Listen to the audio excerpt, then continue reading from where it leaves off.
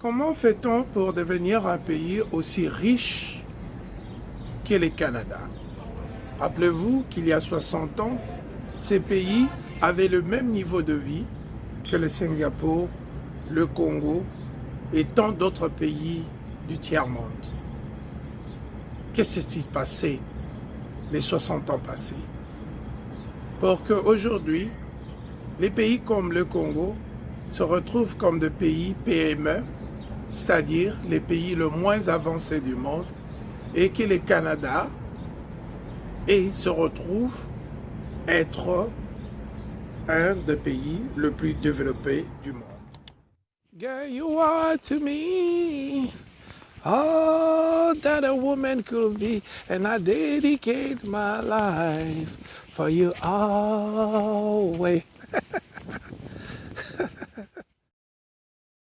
Je m'appelle Olivier Bolia et j'approuve ce message.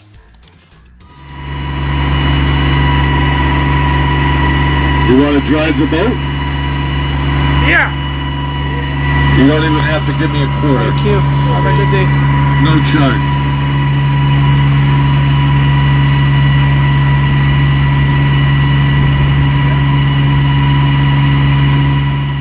Bien réveillé à l'hôtel. Et aujourd'hui, donc, je vais vous faire découvrir ce que les Occidentaux font, que peut-être certains pays africains ne font pas. Aujourd'hui, nous allons parler du domaine du tourisme.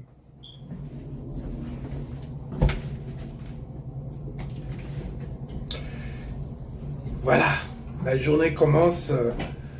On va essayer un peu de voir ce que les Occidentaux font sur le plan touristique. Donc on va se balader et on va prendre des images et pour voir ce que nous pouvons aussi faire dans nos pays pour rendre bien sûr le secteur touristique un peu plus développé que nous voyons aujourd'hui.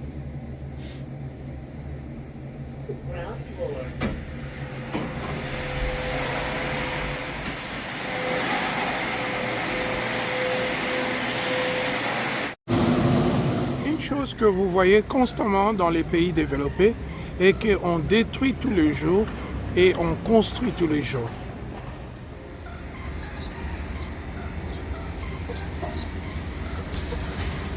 C'est pourquoi les jeunes aujourd'hui préfèrent venir étudier au Canada, parce que les études se font dans les meilleures conditions et l'intégration familiale et professionnelle est très accompagnée.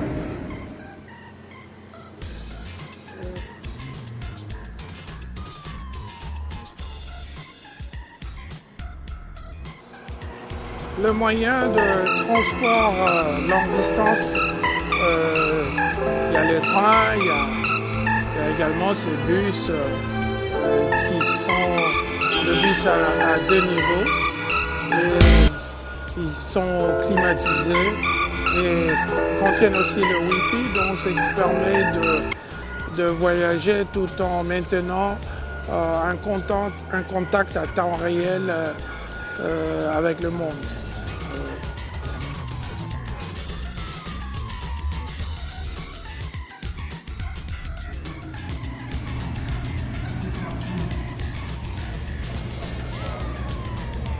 Super, je viens d'arriver, donc on va essayer d'explorer le Canada du côté touristique. Voilà, donc pour voir l'importance de ces domaines touristiques, parce que l'Afrique a beaucoup à donner dans ces domaines, donc il faut voir ce que les autres font et voir dans quelle mesure on peut appliquer la même chose. Il faut être très clair avec certains Africains. Il n'y a aucun pays dans le monde qui ne copie pas le modèle occidental et s'est développé. Même la Chine, bien qu'il y ait une dictature, mais sur le plan technologique, sur le plan de la gestion du développement, donc c'est les modèles occidentaux. Donc l'Afrique doit essayer d'imiter les bonnes choses au lieu de rester en marge de l'histoire.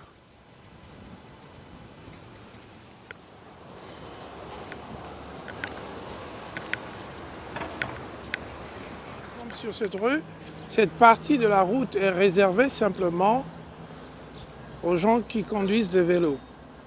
Et bien sûr, le Canada est parmi les pays les plus développés du monde, donc un grand pollueur. Donc des stratégies pour atteindre la neutralité carbone sont nombreuses, notamment pousser les populations à utiliser moins de voitures pour arrêter la pollution de l'atmosphère.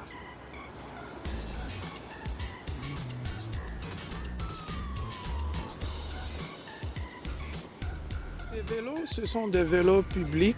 Vous pouvez donc le louer avec votre carte de crédit et le remettre à la fin de l'usage. Donc ça permet à n'importe qui veut faire des exercices en ville, donc vous pouvez les louer et le remettre. Voilà.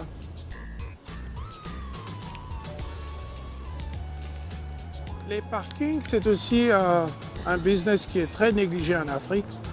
Et ici, tous les parkings sont payants. Donc vous ne pouvez pas parquer dans la rue sans avoir à payer. Vous voyez, c'est ici qu'on paye.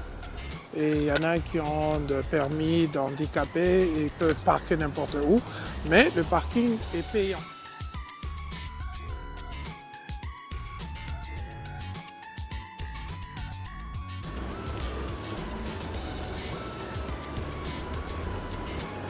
Quelque part, donc on met ces trucs au-dessus pour nous protéger. Ça permet aux personnes de marcher sans qu'une pierre ou, je sais pas, une charpente leur tombe dessus. Le développement, chers amis, c'est les études. C'est quelque chose qui est absolument négligé dans le continent africain. Les études, c'est comme un truc de privilégié. Mais par contre ici, les études, c'est l'affaire de tout le monde. 60% des Canadiens ont au moins un diplôme d'université. Et les écoles sont subventionnées. C'est gratuit à l'école primaire et secondaire. À l'université, on peut obtenir de bourses ou, encore une fois, être soutenu par le gouvernement. C'est aussi les centres commerciaux où on retrouve, qu'on appelle les malls, où on retrouve l'habillement, les produits électroménagers, les produits électroniques, mais aussi la cuisine.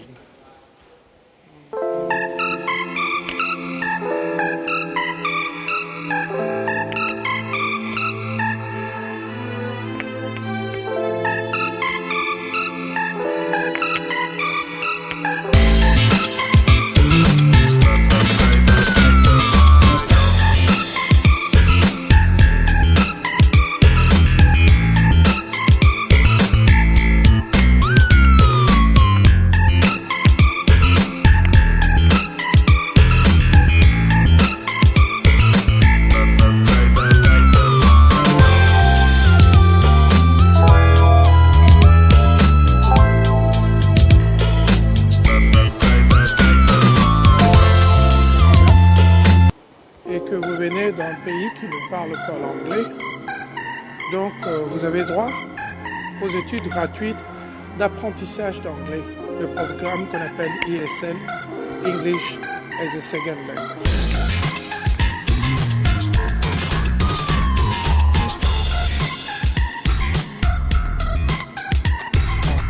Canada. À mon avis, c'est quelque chose qui se fait collectivement. Collectivement, un groupe de gens aspirent. On peut commencer par l'aspiration de quelques individus ou d'une personne, et cette aspiration est transmise à l'ensemble de la population. Et petit à petit, on commence à construire les infrastructures, on travaille sur le droit, la démocratie, les choses comme ça. Et voilà, donc au final, on a un pays bien structuré et avec une croissance. Une chose qu'on voit rarement en Afrique, c'est qu'en Occident, il y a la place pour tout le monde, c'est-à-dire toutes les personnes qui ont contribué au développement du pays. Ces personnes sont remerciées par des statues. Ici, par exemple, on voit la reine Victoria, qui est bien remerciée ici. Et voilà, donc ici, ce n'est pas du genre, il faut insulter les anciens chefs d'État, même s'ils étaient des dictateurs comme Napoléon et les autres, mais ici, ils sont respectés. Mais il y a toujours un contraste aussi, vous voyez, donc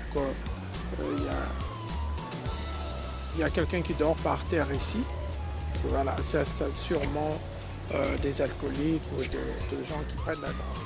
Vous voyez comment l'État canadien a prévu des prises électriques en pleine rue, juste pour donner la chance aux gens qui vont s'asseoir ici, d'écouter la musique, charger leur téléphone et tout. Ouais, je suis en plein centre-ville, devant une fontaine très jolie, très imposante. Alors les gens viennent ici s'asseoir pour avoir un peu de fraîcheur en été.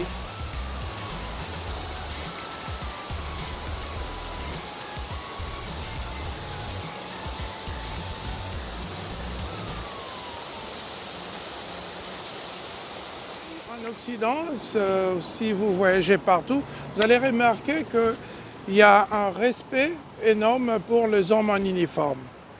Ils ont de monuments, de statues érigées partout. Ici, on voit sûrement vers les années 40-45 non, c'est en 1916, c'est la Première Guerre mondiale. Donc vous voyez, on a fait une photo ici pour commémorer les anciens combattants du Canada qui ont servi leur pays pendant la Première Guerre mondiale.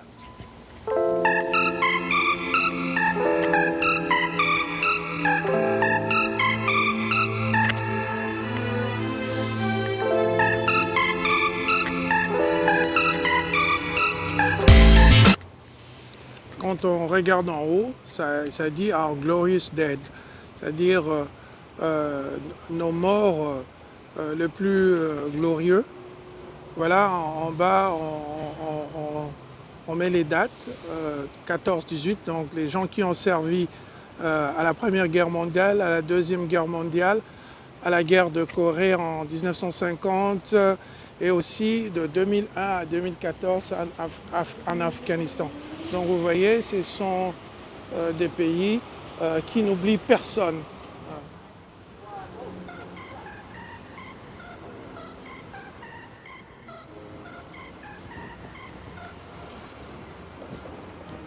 Ils exposent de vieux canons.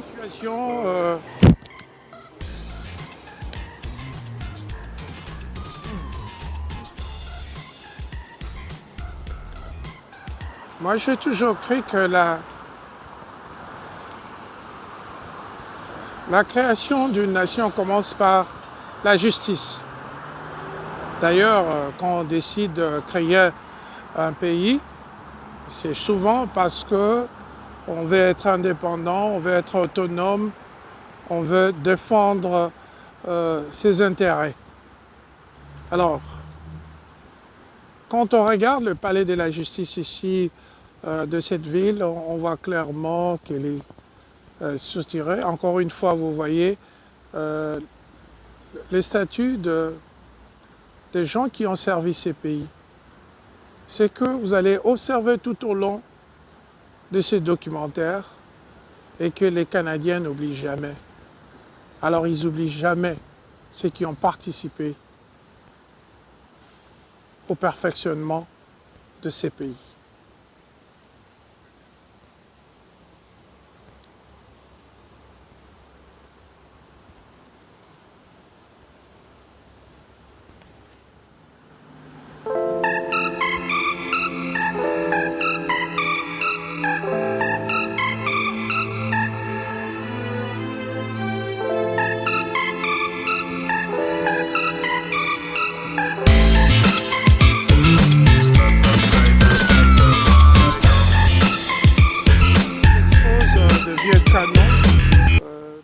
Et pour continuer de parler de cet attachement à l'histoire, vous allez remarquer que voilà, donc partout il y a des monuments, des statues. On essaie de vous expliquer qui est cette personne pour qui cette statue est là. Leonardo Ciacci, un Italien, un auteur italien. Il est venu de Sicile, il est né en Sicile, ou Sicilie en Italie, en 1921. Et il est mort à Palerme, en Sicile, en Italie, en 1989. Donc ici, on est en train de parler de la communauté italienne. Encore une fois, on revient à cette histoire de communauté. Et ici, on parle de Henri Macinelli, encore un autre immigrant qui a travaillé sur un avocat de droits humains. Voilà. Un avocat de droits humains qui a un monument. Mais quand vous allez en Afrique, ce sont les anciens présidents qui ont des monuments. Mais ici, c'est un personnage très différent, donc juste un avocat de droits de l'homme, quelqu'un qui s'est sûrement battu pour sa communauté. Donc en retour, il a ces grands monuments pour lui. Une chose que j'ai aussi remarqué, que le développement, c'est aussi un net attachement à son histoire. Donc il faut avoir de repères, et parce que tous les calculs se font à partir de repères, à partir de ce qu'on a déjà fait. C'est que les conseils de l'histoire, comme on les appelle, quelles sont les erreurs que nous avions fait ensemble et comment les corriger et comment progresser. Donc le développement, c'est une histoire de progression. Ce n'est pas une stagnation, mais par contre, ce sont des gens ensemble qui se décident de progresser avec leurs erreurs, avec leurs lacunes, avec des divisions, mais travailler chaque jour au perfectionnement de cette unité. Nous sommes dans un quartier portugais. La plupart des gens que vous voyez ici sont des gens d'origine portugaise. Et donc, comme vous le voyez, ils sont ensemble. Et ils ont des divisions, ils ont des haines, ils ont tout ce que nous avons, mais simplement, à la différence, eux préfèrent rester ensemble avec des différences fondamentales, idéologiques. Voilà, donc, mais ils restent ensemble parce qu'ils ont compris une chose, que l'union fait la force. Et c'est quelque chose que nous, on a du mal à accomplir. Rester ensemble. Voilà, on ne peut pas être chez les Portugais sans rencontrer les macayabu, le poisson salé. Donc, voilà. Ça, c'est un magasin de Portugais. Thank you. Have a good day.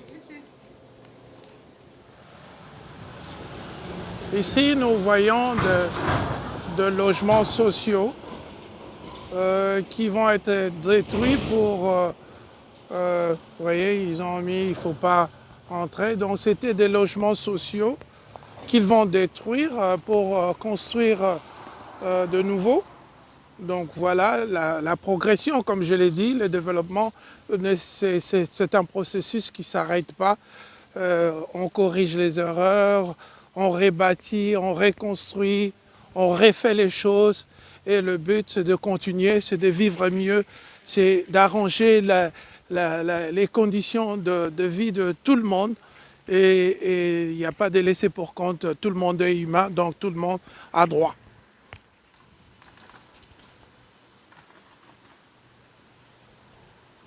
Vous voyez derrière moi l'église baptiste ici à Hamilton, Ontario. Voilà, donc vous pouvez voir comment c'est construit, très moderne. Ce n'est pas parce qu'on est dans la foi que, bon, voilà, qu'on doit être désorganisé. Donc ici, la foi, c'est aussi l'organisation. Donc ils n'ont rien à envier aux autres. Donc ils construisent de beaux bâtiments comme ça pour adorer le Seigneur. Et aussi, ce n'est pas pour l'enrichissement personnel. Ici, c'est un bien commun. Sûrement, il y a des trucs comme orphelinat, ils prennent soin des enfants, des orphelins. Ils sont vraiment dans la charité. Voilà un véritable site touristique. Voilà un endroit qui est superbement rangé pour accueillir des gens qui veulent s'amuser. Et c'est l'État canadien qui s'en occupe.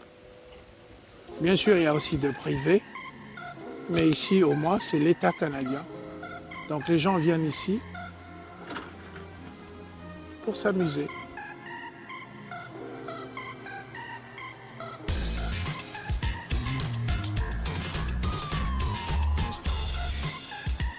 Ben, vous savez, l'Afrique a des lacs. Il y a même une partie de l'Afrique de l'Est qu'on appelle le Grand Lac. Ça, c'est un lac. Et donc,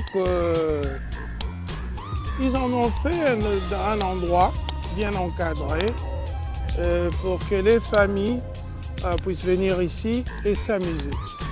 Et voilà, il y a tous ces bateaux, il y a des bateaux privés, il y a des bateaux que vous pouvez louer, et il y a des motos de mer que vous pouvez conduire, vous amuser avec votre famille, vos enfants et tout le monde. Donc, c'est l'État qui a fait que cet endroit soit de cette manière. Donc on peut faire la même chose chez nous. De l'autre côté, il y a des restaurants. Voilà.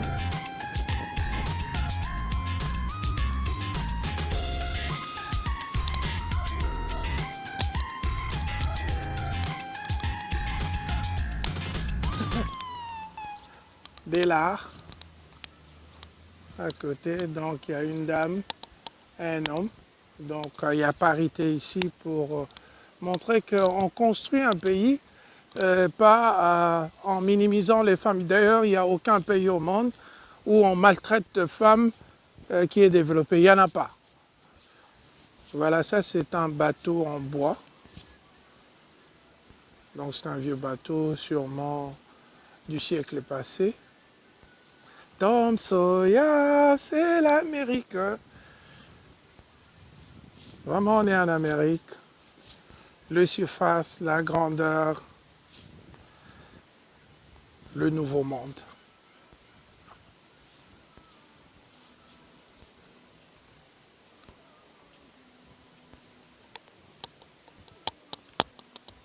Ça, c'est un bateau en bois. Vous savez, on n'en fabrique plus, hein.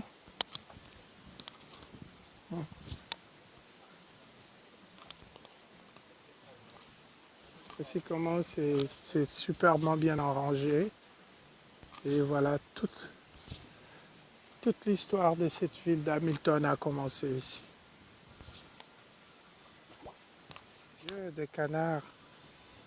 Les canards, à tout cause de leur horreur. Les canards causaient son propre malheur.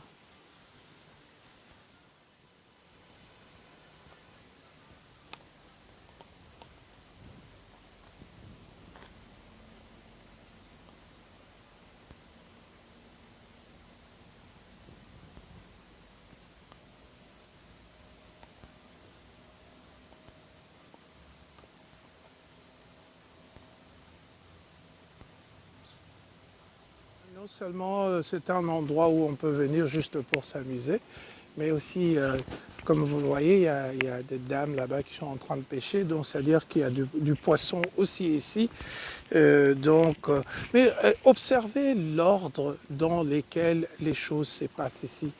Et c'est ce que moi je préconise pour notre continent, c'est mettre de l'ordre dans tout ce que nous faisons, et les développements, ça va suivre. C'est une question de volonté, c'est une question de vouloir, c'est une question de vouloir. Ça dépend de nous. Ce n'est pas une histoire d'excuses où quelqu'un d'autre viendra les faire pour nous, ou une coopération internationale, mais c'est quelque chose que le peuple africain eux-mêmes puissent désirer.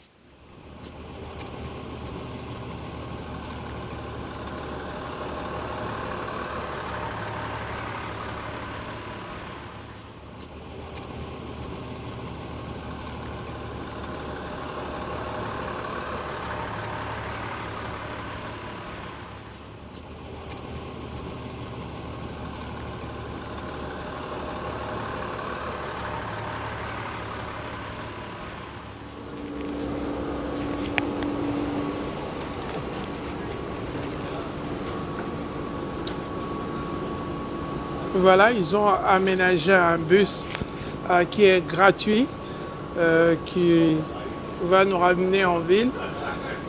Voilà, encore une fois, une preuve d'organisation. Donc ce bus est gratuit. Et, ça vous prend à partir du lac jusqu'au centre-ville gratuitement.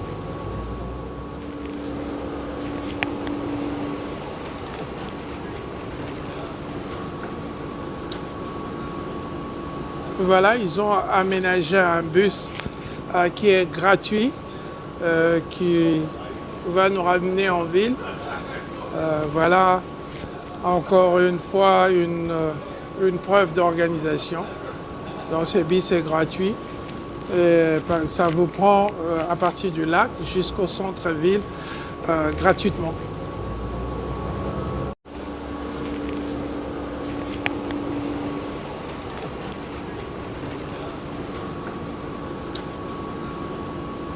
Voilà, ils ont aménagé un bus qui est gratuit, qui va nous ramener en ville.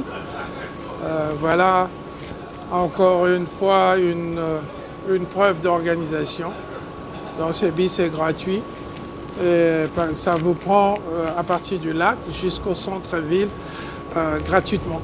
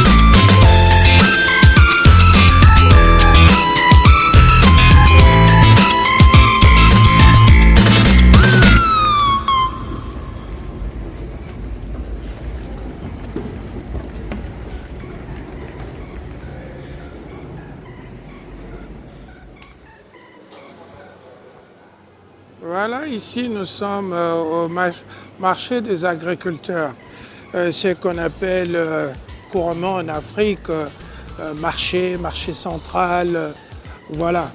Mais ici, ils ont une autre approche qui est assez différente. Vous voyez, déjà ici on voit toujours l'histoire. Tout est attaché à leur histoire. Tout est attaché à ce qu'ils font. Tout est attaché à ce que les ancêtres ont fait.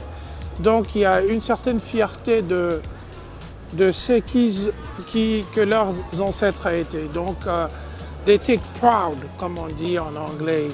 Ils sont fiers de leur histoire. C'est pourquoi leur histoire est gravée partout. Partout où vous irez, et vous allez constater qu'il y a toujours l'histoire. Donc, ici, peut-être, on nous rappelle l'histoire de ces marchés. Je vais essayer de vous le montrer rapidement. Vous voyez que ces marchés a commencé en 1875.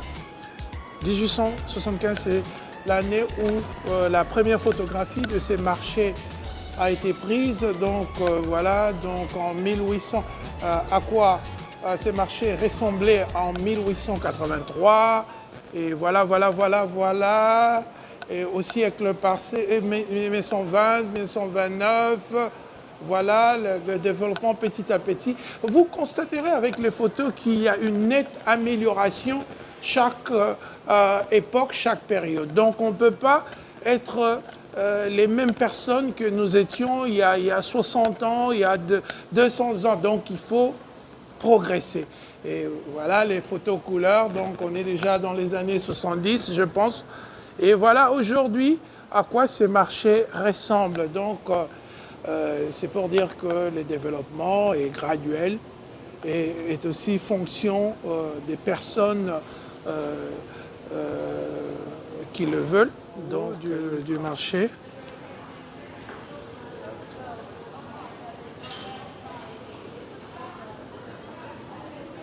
Là, c'est fini pour aujourd'hui. Je suis trop faim là, donc j'attends ma bouffe. Ça va venir bientôt. Mais juste pour dire que, bon voilà, je pense que vous avez aimé le reportage que j'ai fait sur la ville de Hamilton au Canada.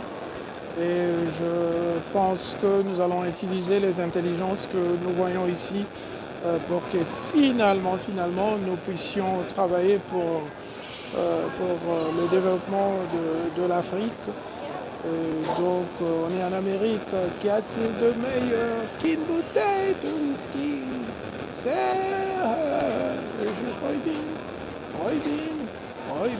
Roybin. Voilà, on est à l'ouest du Pécosse. Voilà, on va nous retirer. On the side. Ah, yeah, just put it in the corner right there. Yeah. And egg rolls. Oh no, I'm not eating here. I'm taking home. Yeah. I'm too tired to eat here. Thank you.